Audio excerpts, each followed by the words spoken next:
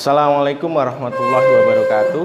Waalaikumsalam warahmatullahi wabarakatuh. Gimana kabarnya? Alhamdulillah. Sehat semua ya? Ya. Baik, kita sudah menginjak minggu yang ke-10. Kemarin kita sudah membahas tentang sejarah peradaban Islam masa dinasti Safawi. Kemarin dinasti Safawi itu didirikan oleh tokoh Thariqat Safi ad-Din, sehingga dia menamai dinastinya menjadi dinasti Safawi yang berdiri di Persia. Minggu ini kita akan membahas tentang sejarah peradaban dinasti Utsmaniyah di Turki.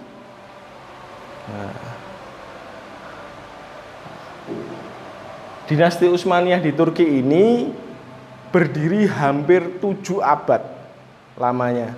Jadi termasuk dinasti yang paling lama berdiri. Selanjutnya, kalau Anda melihat ini benteng apa? Sudah pernah nonton film Muhammad Al-Fatih? Nah, nanti kita tonton terkait dengan pembahasan. Jadi Muhammad Al-Fatih itu termasuk sultan yang paling terkenal di dinasti Fatimiyah ini, walaupun dia bukan yang memajukan kerajaannya, mencapai kejayaan Islamnya bukan Muhammad Al-Fatih. Tapi ini termasuk prestasi besar dan sudah diramalkan oleh Nabi bahwa Konstantinopel atau benteng Romawi Timur itu nanti akan dikuasai oleh Islam begitu. Selanjutnya, ketika melihat benteng ini apa yang Anda pikirkan? Ini butuh waktu 500 tahun untuk merebutnya. Dari mulai zaman sahabat sampai Muhammad Al-Fatih. Apa yang Anda pikirkan tentang benteng ini? Sudah pernah nonton filmnya ya?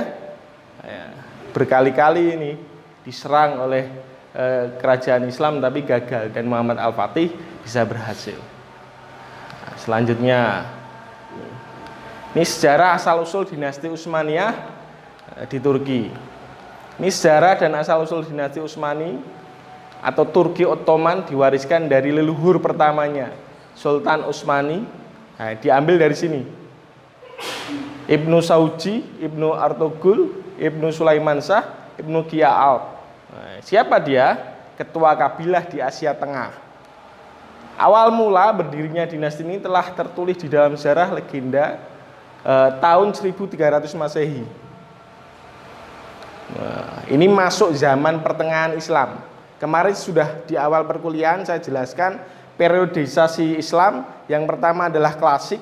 Klasik itu sebelum Islam datang, yang dibawa oleh Nabi Muhammad, sampai nanti runtuhnya Abbasiyah diserang oleh Mongol. Periode kedua yaitu dinasti Turki Utsmani ini yang masuk di sini. Kemarin saya jelaskan di pertemuan ke-9 itu ada dinasti Safawiyah. Jadi ada 3 dinasti besar. Turki Utsmani, dinasti Safawiyah, sama dinasti Mughal. Mughal di India. Jadi ada 3 dinasti besar ini.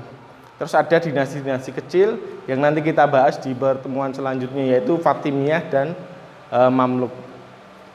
Oke.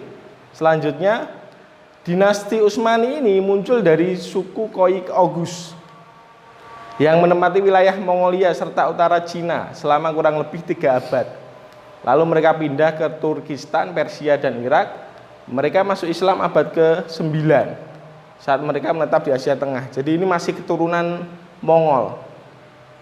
Suku ini masih migrasi, sering berpindah-pindah tempat atau nomaden.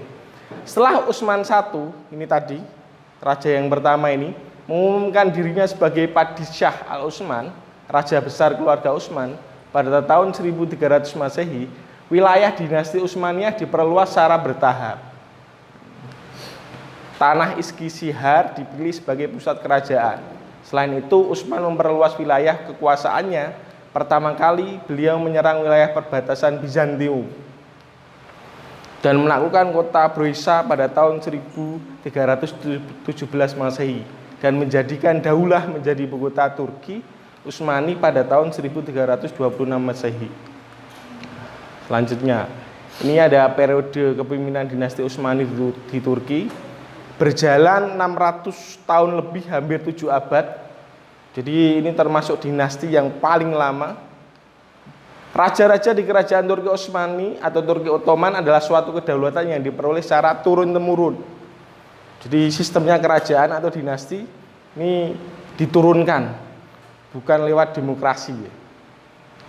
Berikut ini daftar lengkap raja-raja yang pernah memimpin kerajaan Utsmani, yaitu dibagi menjadi 5 periode oleh Shafik Mughni, diantaranya sebagai berikut. Nah, ini periode pertama, Utsman I, pendiri kerajaan Turki Utsmani. Orkan Murad I, Bayazid. Periode kedua, nah di sini ada Muhammad I, Murad II. Terus ini Muhammad Al-Fatih, penakluk Konstantinopel. Ini prestasi terbesar dalam sejarah Turki ini, bisa menaklukkan Konstantinopel atau pusat pemerintahan Romawi Timur. Jadi Romawi itu dibagi menjadi 2. Barat yang berdiri di Italia sekarang, Roma. Nah, di timur ini di Konstantinopel ini pusat kekuasaannya. Dan ini menunggu sekitar 500 tahun dari zaman sahabat ketika diberitahukan Nabi bahwa nanti Romawi Timur akan direbut oleh Islam. Itu butuh waktunya 500 tahun.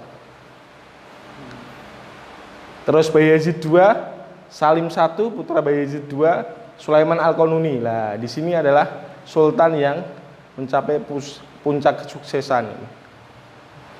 Terus periode ketiga, ini ada Salim I, ada Murad III, Mehmet. Kalau di kita Muhammad, kalau di Turki Mehmet ya. Ahmad I, Mustafa I, Utsman II, Mustafa I, Murad IV, Ibrahim I, Mehmet IV, Sulaiman III, Ahmad II, Mustafa II. Periode keempat ada Ahmad II, Mahmud I, Utsman III, Mustafa III, Abdul Hamid I, Salim III, Mustafa IV, Mahmud II.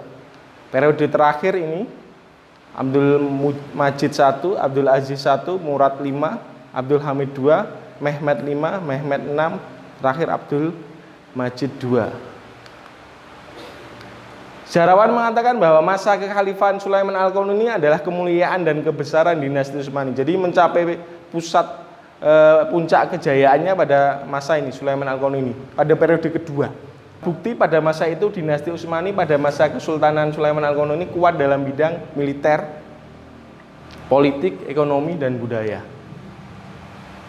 Nah, ini penaklukan Konstantinopel oleh Sultan Muhammad Al-Fatih. Jadi sebelum saya jelaskan, kita nonton film dulu supaya Anda dapat gambaran.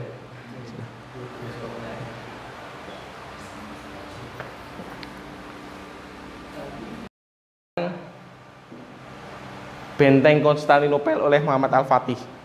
Jadi ini juga memakai proses yang sangat panjang. Tidak hanya sekali menyerang langsung bisa selesai, bisa ditaklukkan.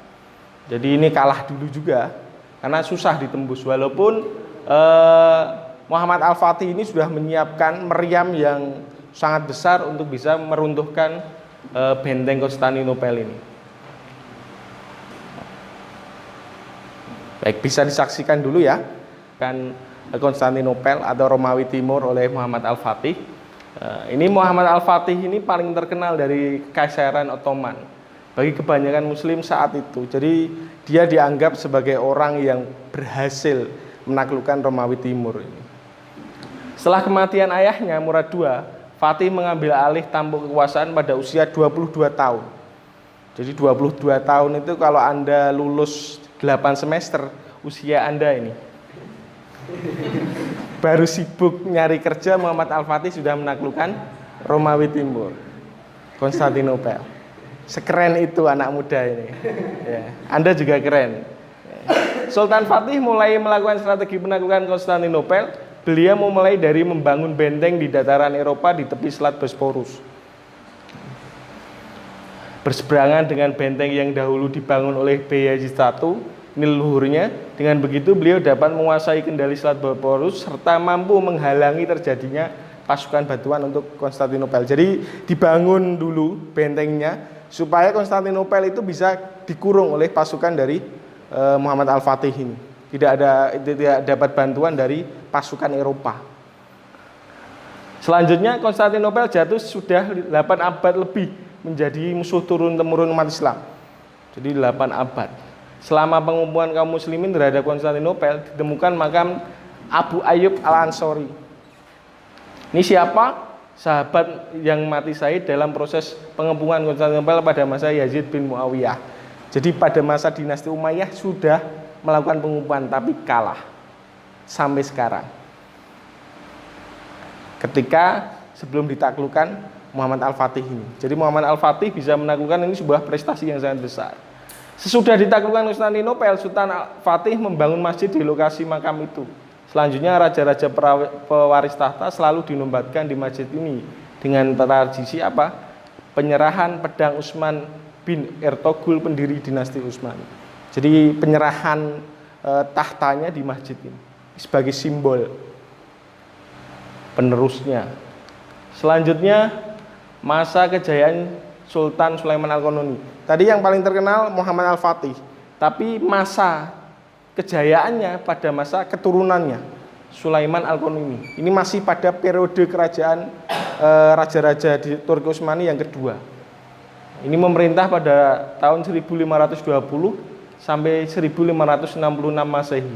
Berapa tahun? 46 tahun. Mengarahkan ekspansinya tidak hanya ke barat namun juga ke timur, serta semua wilayah di sekitar Kesultanan Utsmaniyah. Sulaiman berhasil menaklukkan Irak, Beograd, Pulau Rhodes, Tunisia, Suriah, Hijaz, dan Yaman pada tahun 1529 Masehi. Dengan begitu, kekuasaan Turki Utsmani mencapai puncak pada masanya meliputi Asia Kecil, Irak, Armenia, Suriah, Hijaz, Yaman, Mesir, Libya, Tunisia, dan Aljazair di Afrika, Bulgaria, Yunani, Yugoslavia, Albania, Hungaria, dan Rumania di Eropa. Jadi sampai sekarang Turki ini punya wilayah sebagian di Asia, sebagian di Eropa. Bahkan ini ada di Afrika juga kekuasaannya. Tapi Turki ini sebagai negara yang sudah merdeka, zaman modern itu masuknya memilih ke Eropa. Jadi Turki masuk di bagian Eropa. Dulu kekuasaannya luar biasa. Dia bisa berkuasa sampai hampir 7 abad karena memang secara kekuatan militer luar biasa. Bisa menguasai sebagian besar Eropa, Asia, dan Afrika. Nah, ini kemajuan di dinasti Utsmaniyah ini ada berbagai bidang, militer dan pemerintahan ini yang paling kunci. Karena memang mereka hobinya berperang, masih keturunan Mongol. Strategi perang dan kekuatan militer secara cerdik, rapi, dan tertata mulai dari kepemimpinan Ertugrul hingga Orhan merupakan masa pembentukan kekuatan militer. Jadi di awal ini untuk pembentukan pasukan militer. Pertempuran dengan Bizantium adalah awal pendirian pusat pendidikan dan pelatihan militer. Jadi ada tempat pendidikannya.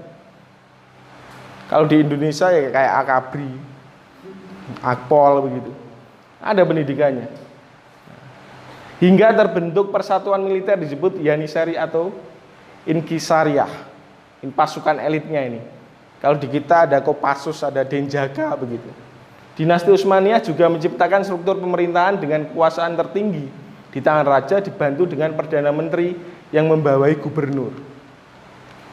Bidang ilmu dan sains dan kebudayaan, ini ada budaya Daulah Utsmaniyah adalah campuran dari berbagai budaya. Salah satunya budaya Persia, Bizantium, dan Arab. Jadi gabungan ini Timur Tengah dan Eropa. Bidang agama dalam tradisi masyarakat Turki memiliki peran besar di bidang sosial dan politik. Masyarakat diklasifikasikan berdasarkan agama dan kerajaan sendiri sangat terikat oleh syariat yang menjadi fatwa ulama menjadikan hukum yang berlaku. Jadi fatwa ulama di zaman Turki Utsmani itu jadi hukum yang berlaku di dinasti ini. Karena ajaran tarikat berkembang dan juga mengalami kemajuan di Turki Ottoman, mufti menjadi pejabat tertinggi dalam urusan agama dan memiliki kewenangan untuk mengeluarkan fatwa resmi tentang masalah agama yang terjadi di masyarakat. Jadi yang terkenal di dinasti Turki Utsmani itu tarikot yang dipimpin oleh Jalaluddin Rumi. Nah, berkembangnya pada masa Turki Utsmani. Kondisi sosial dan perekonomian Turki Utsmani ini lebih mengutamakan kemajuan di bidang politik dan militer. Ini sebagai kekuatan utamanya. Oleh karena itu, kondisi ekonomi dan keuangan berkontribusi pada perkembangan Islam di Kerajaan Turki Utsmani. Nah, ini Kesultanan Turki Utsmani menghadapi peperangan, baik perang yang bersifat ofensif, ekspansi untuk memperluas wilayahnya, defensif untuk bertahan dari serangan dari luar, maupun preventif untuk memadamkan pemberontakan dari dalam. Hal ini begitu menguras sumber daya keuangan masa dinasti Utsmaniyah. Jadi memang tidak lepas dari peperangan, makanya dia membentuk pendidikan militer untuk melindungi, baik dia mau menyerang, bertahan, atau mungkin mencegah pemberontakan di dalam dinasti Turki Utsmani sendiri. Nah, ini faktor-faktor yang membuat kemajuan Turki Utsmani. Yang pertama, tata pemerintah dalam reorganisasi militer pemerintahan Kesultanan Turki Utsmani secara umum baru dimulai pada masa pemerintahan Sultan Al-Fatih. Ini sebagai peletak dasar. Kemajuan di bidang ekonomi lingkup kekuasaan yang luas memungkinkan Kesultanan Utsmaniyah membangun perekonomian yang kuat dan berkembang. Terus ketiga, kemajuan ilmiah dan budaya. Tokoh-tokoh penting muncul di Kerajaan Turki Utsmani sekitar abad 16, 17, dan 18. Jadi tidak hanya militer, tapi keilmuan budaya juga dikembangkan. Nah, ini faktor kemundurannya ini. Setelah faktor kemajuan, kemunduran. Wilayahnya terlalu luas tadi. Eropa, Asia, Afrika. Ini terlalu rumit dan kompleks untuk mengatur administrasi pemerintahannya. Terus heterogenitas penduduk bermacam-macam. Penguasa yang lemah setelah kematian Sulaiman Al-Qanuni. Artinya raja-rajanya meninggalkan nilai-nilai Islam. Hobinya bersenang-senang. Hedonis itu. Memungut biaya liar atau pungli. Nah, pemerasan adalah praktek di dinasti Utsmani setelah meninggalnya Sulaiman Al-Qanuni. Yang kelima, pemberontakan tentara Yenisari. Jadi tentara elitnya yang dididik oleh negara mengadakan pemberontakan. Nah, kemajuan wilayah dinasti Utsmani sangat ditentukan oleh kekuatan tentara Yenisari. Tapi tentara ini sekarang memberontak. Karena apa? Kelakuan rajanya meninggalkan nilai-nilai keislaman. Hedonis. Terus yang keenam, kemunduran ekonomi akibat perang yang tidak intinya. Tadi perang untuk menyerang, menguasai, perang untuk bertahan ketika diserang dari luar, terus preventif, pemberontakan. Jadi biaya perang sangat banyak. Yang ketujuh, karena stagnasi dalam ilmu dan teknologi. Karena sibuk perang, keilmuannya jadi ditinggalkan untuk mengembangkannya ini. Sehingga kurang berhasil dalam mengembangkan kekuatan dalam bidang militer. Walaupun waktu menaklukkan Konstantinopel, dia bisa membuat meriam raksasa yang portable. Jadi bisa dipasang di tempat waktu dia mau menyerang begitu. Sudah ada seperti itu. Kalau yang lain meriamnya permanen, ya kalau di benteng itu ya di benteng lah. Meriam ini bisa dibawa. Itu salah satu kemajuan senjata militer di zaman Muhammad Al-Fatih. Nah, terima kasih. Silahkan, apakah ada pertanyaan terkait dengan pemaparan materi dari saya terkait dinasti Turki Utsmani? Izin, Ya. izin aja Pak. Siapa namanya? Nimnya? Nama saya Alda Mistriana dengan nomor induk mahasiswa 43030190018. Ya. Pertanyaannya gini Pak. Sebelum pertanyaan tadi sudah dipaparkan mengenai kerajaan Turki Utsmani dengan dimana ekspansi ataupun kekuasaannya itu sampai Eropa, Asia, bahkan sampai ke Afrika.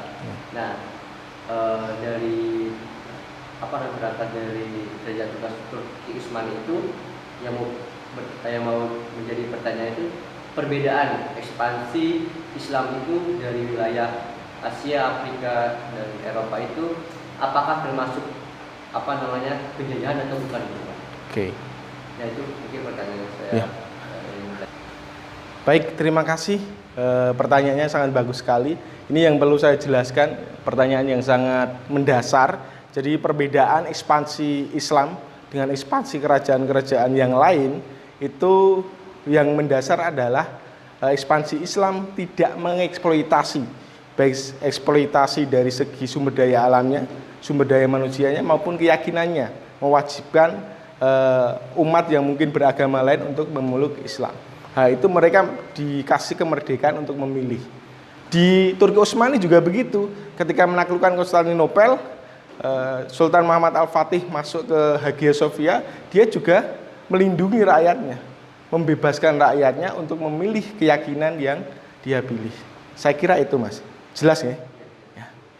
Baik, apakah ada pertanyaan yang lain lagi? Cukup. Kalau begitu saya cukupkan sekian perkuliahan pada hari ini, siang hari ini. Saya sudah menyiapkan untuk materi pertemuan minggu depan, yaitu kita akan membahas peradaban Islam pada dinasti Mughal di India. Saya sudah siapkan filmnya, nanti bisa Anda review untuk nanti sebagai modal pengetahuan di pertemuan ke-11. Saya cukupkan sekian dengan bacaan hamdalah. Alhamdulillahirabbil alamin. Assalamualaikum warahmatullahi wabarakatuh. Terima kasih.